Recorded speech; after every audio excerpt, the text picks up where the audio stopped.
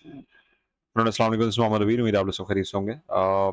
कुछ स्टॉक्स हैं जिनके बेसिकली मैं सब वर्किंग देख रहा था और जैसे मैंने आपको पहले भी कहा था कि कुछ स्टॉक्स ऐसे हैं जो अभी भी अंडर वैल्यूड हैं, अंडर प्राइस्ड हैं, जिसमें हम ऑब्वियसली केएमआई को बेसिकली फोकस करते हैं। अच्छा, इंटरेस्ट रेट गिरने की वजह से कौन-कौन से सेक्टर्स हैं, किनको क्या फ़ायदा हो सकता है, उसके ऊपर छोटी-सी मैं ये वीडियो बना रहा हूँ और वीडियो बना के इसमें हम देख लेते हैं कि भई इंटरेस्ट रेट अगर नीचे आता है तो हमारे पास और कौन-कौन से ऐसे स्टॉक्स हैं जो करेक्शन लेने के बाद पॉजिटिव मोमेंटम हमें शो कर सकते हैं। मंथली बेसिस पे अगर हम बात कर लें, तो मंथली बेसिस पे अगर हम ऑटोज़ की बात करें क्योंकि ऑटोज़ का इंटरेस्ट रेट पे बहुत ज़्यादा इन्हिसार होता है और पॉजिटिव मूवमेंट वगैरह जो होती है ऑटो सेक्टर की वो जब भी इंटरेस्ट रेट लोअर डाउन किया जाता है तो उससे फिर हमारे पास जो इंडस्ट्री है ऑटो सेक्टर की वो काफ़ी ज़्यादा फ्लरिश करती है।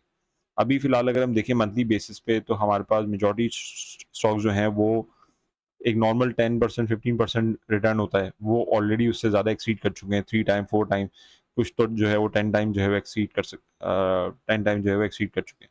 इसमें एक स्टॉक है जो कि अभी भी अंडर प्राइस्ड है, मैंने ग्रुप में आप लोगों के साथ शेयर भी किया था, वो है मिलर ट्रैक्टर। अब मिलर ट्रैक्टर क्यों अंडर वैल्यूड है बिकॉज़ अगेन ये डिविडेंड पेइंग स्टॉक है, कंटिन्यूअसली डिविडेंड देता रहता है। अभी इसने रिसेंटली बोनस शेयर दिए थे 50% के हिसाब से। और उसके बाद एक्स होने के बाद हमारे पास इसकी वैल्यूएशन आई थी ₹380 की and then gradually it has continued to move on the upside, ठीक है ना? ये अपसाइड इसकी जो हमारे पास ट्रैजेक्टरी है, वो हम यहाँ से अगर हम इसकी रेंज देखें तो हमारे पास पॉजिटिव ही नज़र आ रही है, ठीक है? और ये कंटिन्यूएशन है, यहाँ पे इसने जम लिया था, अगेन यहाँ से ब्रेकआउट जो है वो हमें नज़र आ रहा है, uh, let me show you how. और इसकी अगर हम पिवट्स की बात कर लें क्योंकि हमारे पास ज़ाहिर-सी बात है हम रेजिस्टेंस ज़ोन को जो है वो फ़ॉलो करते हैं और उसी हिसाब से देखते हैं कि भई हमारे पास क्या मूवमेंट नेक्स्ट आ रही है। तो आप देखिए कि अपनी इस रेजिस्टेंस ज़ोन पे ये खड़ा हुआ है जो रेजिस्टेंस ज़ोन इसने अचीव करने के बाद फ़ेल करी थी, ठीक है? यहाँ पे इसने रेजिस्टेंस ज़ोन अपनी अप्लाई करी, अप्लाई करने के बाद फ़ेल हुआ, उसको ब्रेक नहीं कर पाया, देन केम डाउन। इसने उस टाइम अपने फर्स्ट सपोर्ट जो इसकी पिवट के हिसाब से बन रही थी, वहाँ से इसने 413 से दोबारा रिकवरी इसने अपनी स्टार्ट करी। अभी इसने डिविडेंड भी दिया, ₹15 का इसका डिविडेंड है और जो है वो एक्स डेट हमारी ऑलरेडी हो चुकी है, अक्टूबर में इसने डिविडेंड दे दिया था। डिविडेंड के बाद again it came back down और अभी हम देखें कि हमारे पास नया पिवट और नए जो है वो ट्रेंड डेवलप होता हुआ नज़र आ रहा है। तो इंटरेस्ट रेट अगर नीचे आता है तो डेफिनिटली मिलर ट्रैक्टर अभी आप देख सकते हैं मूविंग एवरेजेस के ऊपर भी ट्रेड कर रहा है, which is a very positive sign. And Miller tractor के जो है वो एक स्टॉक है जो ऑटोज़ में अभी तक नहीं चला, जो ऑटोज़ में अभी तक जो चलने की कैपेसिटी बेसिकली रखता है, मिलर ट्रैक्टर की आप यहाँ पे पोज़ीशन आप लोग देख सकते हैं। सो इसी वजह से अभी अगर इंटरेस्ट रेट नीचे आते हैं, तो मिलर ट्रैक्टर को काफ़ी ज़्यादा जो है वो फ़ायदा होगा एंड यहाँ से पिवट से ये अपना पॉज़िटिव सेंटीमेंट अभी डेवलप जो है वो ऑलरेडी कर रहा है। आरएसआई की बात कर लें, आरएसआई भी हम देख सकते हैं छोटे टाइम फ्रेम से हमें आरएसआई का जो है वो पॉज़िटिव ब्रेकआउट यहाँ पे नज़र आ रहा है। सो इन टर्म्स ऑफ वैलिडिटी की अगर हम बात करें तो वैलिडिटी हमें यहाँ पे काफ़ी अच्छी जो है वो नज़र आ रही है कि मिलर ट्रैक्टर यहाँ से ऑन द अपसाइड पुश कर सकता है। 60% अबव आप लोगों को मैंने हमेशा बताया 60% के अबव जब स्टॉक ट्रेड करना शुरू हो जाता है छोटे टाइम फ्रेम में तो वो डेली के टाइम फ्रेम में, बड़े टाइम फ्रेम में उसको ऑन द अपसाइड पुश कर रहा था और यहाँ पे आप पुश देख सकते हैं। सो मिलर ट्रैक्टर एक ऐसा ऑप्शन है जो कि अगर आप लोग जैसे 100, 200, 250 शेयर्स भी लेके रखते हैं, तो इसकी जो अपसाइड पोटेंशियल यहाँ से जो अगर ये अपने आप को कंफर्म डेवलप कर लेता है 462, 464 ऑनवर्ड्स, फर्स्ट रेजिस्टेंस इसकी हमारे पास 476 की है, 475 की है, then the second resistance lies around at around 480 plus क्योंकि हमारे पास 490 की रेंज बेसिकली दिखाता है। सो इवन अगर हम यहाँ पे 500 शेयर भी लेते हैं, 2 ढाई लाख रुपए इन्वेस्ट करते हैं, 490 पे अगर आप प्रॉफिट टेकिंग कर भी लेते हैं क्लोज टू 500 रुपीज़, तो भी मैं समझता हूँ कि अच्छा प्रॉफिट बन सकता है बिकॉज़ ये वही रेंज है जहाँ से इसने बोनस की वजह से एक्स हुआ था। ऑल्दो इंटरेस्ट रेट अगर डिक्रीज़ होते हैं, इंटरेस्ट रेट का अगर डिक्लाइन हमें नज़र आता है for example, let me deactivate the pivot option, तो हम यहाँ से बॉलिंजर बैंड को भी देख सकते हैं, बॉलिंजर बैंड का अपसाइड हमारे पास यहाँ पे खुल सकता है। और जो मैं आप लोग को नॉर्मल पैराबोलिक की आप लोग इंडिकेशन देखता रहता हूँ कि भाई वीकली और डेली के टाइम फ्रेम में जो अगर ये पॉजिटिव हुआ, अभी हमारे पास यहाँ पे आप देख सकते हैं कि पॉजिटिविटी अभी हमारे पास यहाँ पे पैराबोलिक डाउन साइड नहीं बना। जब डाउन साइड बन गया तो फिर डेफिनिटली और इंटरेस्ट रेट कम होने की वजह से ये अपनी इस लेवल को अचीव कर लेगा जो कि इसने 555 60 का इसने बनाया था last year, this year in June, 16 जून को था। उसके बाद हमारे पास अनफॉर्चुनेटली जो है वो डिक्लाइन आया था, लेकिन बोनस शेयर्स का गैप है ये हमारे पास वो नहीं है। कोई नेगेटिव सेलिंग नहीं है, ये बोनस शेयर्स का गैप है, लेकिन अच्छा खासा गैप है, क्योंकि 50% is not a small percentage from Miller tractor. Considering कि अभी ये एक्स हुआ है, यहाँ से अगर दोबारा बोनस शेयर देना शुरू कर देता है इसी हिसाब से, तो फिर आप सोचेंगे ये तो खैर इसने ज़्यादा बोनस शेयर दिया था क्योंकि डिक्लाइन था, लेकिन कंटिन्यूअसली बोनस शेयर भी देता है और डिविडेंड भी देता है। तो अगर अच्छे हालात होना शुरू हो गए, तो यहाँ से बोनस शेयर्स और डिविडेंड दोनों जब मिलता रहेगा, तो वो ऑटोमैटिकली आपके जो शेयर्स हैं उनको डबल भी करता रहेगा और आपको कैश डिविडेंड भी ऑटोमैटिकली बढ़ाता रहेगा, और इसी तरह कैपिटल गेन यहाँ से वीकली टाइम फ्रेम पे ये अभी बुलिश होना शुरू, आप देख सकते हैं आरएसआई 50% पे गया है। तो definitely it will reach and it will make a rally around this level, जो कि इसने लास्ट ईयर अचीव करी थी 18th नवंबर को। तो ये एक सजेशन है, इन्वेस्टमेंट सजेशन है, बट कंसिडरिंग कि इंटरेस्ट रेट हमारे पास लोअर, जैसे अब क्योंकि अब यहाँ से बैक डाउन होना शुरू होंगे, इकोनॉमिक हालात बेहतर होंगे, तो डेफिनिटली फिर जो है वो हमारे पास मिलर ट्रैक्टर रैली बनाएगा, और ये अभी आप देख सकते हैं कि कंसोलिडेट हो रहा है यहाँ पे, हमारे पास कलेक्ट हो रहा है यहाँ पे, बाइंग वगैरह हमारे पास आना शुरू हो रही है।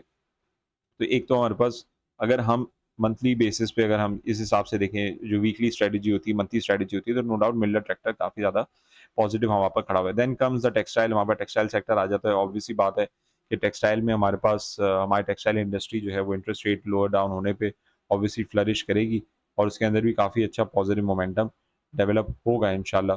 और उसके हिसाब से अगर हम देखें तो अंडर वैल्यूड केएमआई ऑल के अंदर अगर हम बात करें, तो इंटरलूप हमारे पास obviously it's a giant, Interloop हमारे पास एक बहुत बड़ा जायंट है, जिसकी वजह ये है कि ये इंटरनेशनल जो ब्रांड्स हैं उनको पॉजिटिव, उनको जो है मेजॉरिटी सारी चीज़ें एक्सपोर्ट करके बना के देता है। ऑल्दो टेक्निकली मैं ये आप लोगों को चीज़ें इसलिए दिखा रहा हूँ कि अभी जो है वो सर्टेन रैलीज़ की वजह से हम देख सकते हैं कि डेली के टाइम फ्रेम में अगर हम बात करें, तो ऑलरेडी ये 84, 85, 90% की रेंज में ट्रेड कर रहा है, और मार्केट के अंदर करेक्शन आती है, तो फिर एक अच्छी वैल्यूएशन पे दोबारा मिल सकता है, 53, 54, 55 में मिलता है, तो आई थिंक कि वहाँ पे उसको आप पिक कर सकते हैं। अभी किसी ने पिक किया हुआ है और वो उसको लेके रख के भूलना चाहता है, कंसिडरिंग कि आगे इंटरेस्ट रेट कम होने वाले हैं। अगर वो बांग्लादेश में जो हमारी सूरत है हाल इस वक़्त चल रही है, अगर हम उससे फ़ायदा उठाते हैं, हमारे पास ऑर्डर्स आना ज़्यादा बढ़ जाते हैं, तो डेफ़िनिटली हमारी टेक्सटाइल इंडस्ट्री फिर इंक्रीज़ करेगी। और वैसे अगर देखा जाए, अगर वैल्यू देखी जाए इंटरलूक की, तो अराउंड बनती भी 70-75 रुपीज़ का एवरेज जो इसने ट्रेड किया है मेजॉरिटी, यहाँ पे अगर हम देखें, तो मेजॉरिटी इसने ट्रेड भी इसी रेंज में ही किया है। काफ़ी टाइम से जो करता हुआ हमें नज़र आ रहा है। आप देख सकते हैं हायर हाइज़ बनाए, उसके बाद फिर फेल होने के बाद फिर जो इकोनॉमिक हालात और मुल्क में फिर अनसर्टेनिटी आई थी रिजीम चेंज की वजह से, तो उसकी वजह से काफ़ी ज़्यादा फिर टेक्सटाइल सेक्टर और ज़ाहिर-सी बात है तमाम सेक्टर्स ने ही फिर जो है वो काफ़ी ज़्यादा नुकसान उठाया। लेकिन अमूमन जो ये मेजॉरिटी ट्रेड करता है वो 75 रुपीज़ की वैल्यूएशन में ट्रेड करता है। तो वैसे अगर कोई होल्ड रखना चाहता है, वो उसकी अपनी मर्ज़ी है, वो उसको लेके रख सकता है। इसके अलावा जो स्टॉक्स अभी तक नहीं चले हैं, वो टॉवलर्स है, काफ़ी एक पॉज़िटिव अच्छी कंपनी है। टॉवलर्स के बारे में मैं पहले भी आप लोगों के साथ शेयर कर चुका हूँ, और गारमेंट्स वगैरह बनाती है, टॉवल्स वगैरह बनाती है, ये एक्सपोर्ट वगैरह करती है। और वैसे अगर इसकी प्राइसिंग के हवाले से देखा जाए, इसकी फेयर वैल्यूज़ अगर हम देखें टॉवलर्स की, तो वो हमारे पास काफ़ी ज़्यादा पॉज़िटिव निकलती है, TOWL। तो टॉवलर्स की जो हमारे पास प्रेडिक्शंस वगैरह भी हैं, वो भी काफ़ी ज़्यादा अच्छी पॉजिटिव नज़र आती है। इन्वेस्टिंग मॉडल्स के हिसाब से जो इसकी वैल्यूएशन बननी चाहिए, वो 240, 246 की बननी चाहिए। फाइनेंशियल हेल्थ जो है वो काफ़ी ज़्यादा एक्सीलेंट परफॉर्मेंस है इसकी।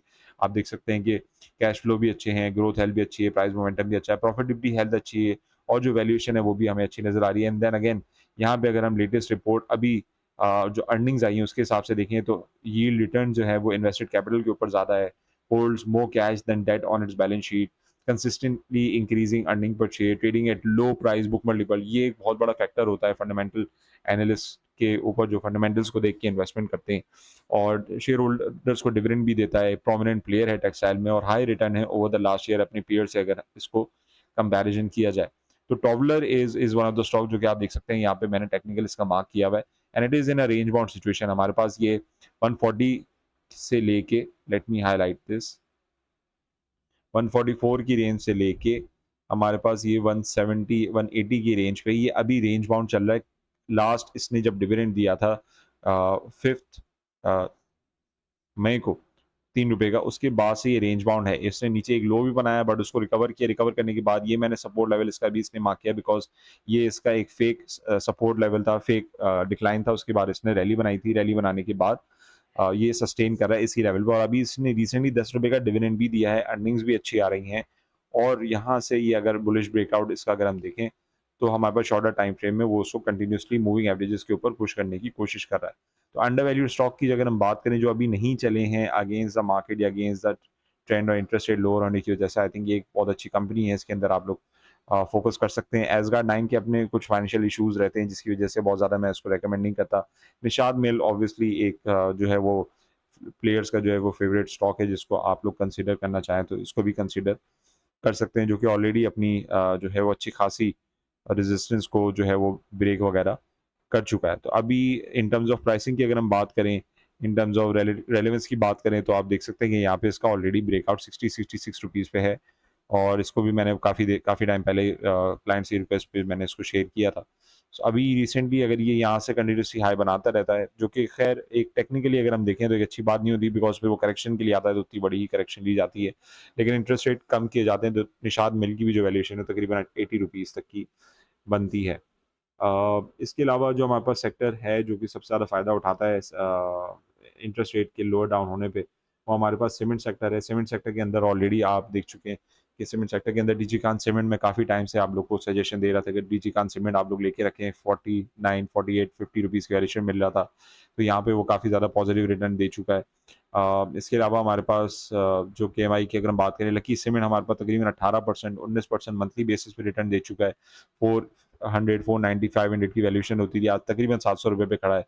एमएलसीएफ, डीजीकांत सीमेंट अभी भी खैर देखा जाए तो वैसे काफ़ी ज़्यादा अंडर वैल्यूड है। अगर हम इनके टेक्निकल की बात कर लें, तो टेक्निकल पे भी हम देख सकते हैं कि इनकी वैल्यूएशन जो है वो काफ़ी ज़्यादा अभी भी अच्छी अवेलेबल है, अगर हम ओवरऑल वैसे अगर हम बात कर लें। लेकिन again it all comes down to the fact कि अभी विंटर सीज़न हमारे पास आ गया है और विंटर सीज़न में मंथ ऑन मंथ जो सेल्स है की जो हमारे पास वो होती हैं अ, सेल्स होती हैं बेसिकली वो थोड़ी-सी डिक्लाइन कर जाती हैं। लेकिन ओवरऑल वैसे अगर हम देखें तो डिजिकान 7 की काफ़ी अच्छी परफ़ॉर्मेंस है और ये है कि आगे भी वैल्यूएशन में जैसी नज़र आती है कंसिडरिंग कि यूएस को इसने कंसिस्टेंट बेसिस पे इसने अभी जो है वो सीमेंट और जो डिस्पैचेज़ हैं वो उसने करने हैं। लेकिन ओवरऑल अगर मैं बात करूँ तो I would definitely want the market to face correction first going forward. Interest rate lower down होने पे ऑब्वियसली आईटी सेक्टर भी काफ़ी फ़ायदा उठाती है। हमारे पास इम्पोर्ट एक्सपोर्ट ओपन होने से एयरलिंक ने काफ़ी अच्छी इस वक़्त रैली बना ली है। गैस की प्राइसिंग के हवाले से इंटरेस्ट रेट गिरता है तो हमारे पास केमिकल सेक्टर भी होता है क्योंकि कंस्ट्रक्शन एक्टिविटी बढ़ती है तो फिर केमिकल की भी डिमांड बढ़ती है। तो ओवरऑल जो है वो अगर आप अभी हम मंथली चेंज की अगर हम बात कर लें तो बहुत ज़्यादा कंपनीज़ नहीं है अवेलेबल जो मैं कहूँ कि उसके अंदर आप इन्वेस्टमेंट कर सकते हैं, लॉन्ग टर्म बेसिस पे ले सकते हैं। Image is one of the companies as well जिसके अंदर एक पॉजिटिव मोमेंटम अगर डेवलप ऑलरेडी हुआ है। लेकिन आई थिंक यहाँ से इमेज का भी मैं आप लोगों के साथ पहले भी शेयर कर चुका हूँ कि इमेज की ग्रोथ है वो भी काफ़ी ज़्यादा सिग्निफिकेंस रखती है और काफ़ी ज़्यादा पॉजिटिविटी है इसके अंदर क्योंकि इसने अमेज़न पे अपने आप को लिस्ट करा है। और आप देख सकते हैं कि कंपनी की इन्वेस्टमेंट मॉडल के हिसाब से तकरीबन ₹21 की इसकी वैल्यूएशन, ₹21-22 की वैल्यूएशन इसकी बनती है और ये रेंज है बेसिकली। फाइनेंशियल हेल्थ की बात करें, कैश फ्लो अभी थोड़ा-सा कम है लेकिन वो ज़ाहिर-सी बात है अभी ग्लोबल जो इश्यूज़ आ रहे हैं, ग्रोथ हेल्थ अच्छी है, प्राइस मोमेंटम अच्छा है। लेकिन वैसे मेजॉरिटी जो लास्ट रिजल्ट के हिसाब से अगर हम देखें तो काफ़ी ज़्यादा earning per share consistently increase हो रही है, हायर शेयर होल्डर यील्ड है, शेयर होल्डर्स के पास सबसे ज़्यादा जो है वो ये हमारे पास इसकी कंज़म्पशन है। डिविडेंड भी देता है, रिटर्न अच्छा है लास्ट ईयर से। प्रेडिक्शन है कि प्रॉफिटेबल होगी इस साल कंपनी क्योंकि ज़ाहिर-सी बात है, अपने आप को अमेज़न पे लिस्ट करने के बाद it's a export oriented business और इमेज जो है वो इस मामले में पहली कंपनी है जिसने अपने आप को अमेज़न पे लिस्ट कराया था। मैंने इसकी 2020 में भी इसकी वैल्यूएशन और इसकी जो है वो सिग्निफिकेंस आप लोगों को बताई थी। तो अगर वैसे देखा जाए तो मार्केट में इस वक़्त इन्वेस्टमेंट के हिसाब से बहुत ज़्यादा पॉज़िटिव और इस वक़्त ऑप्शंस अवेलेबल नहीं है।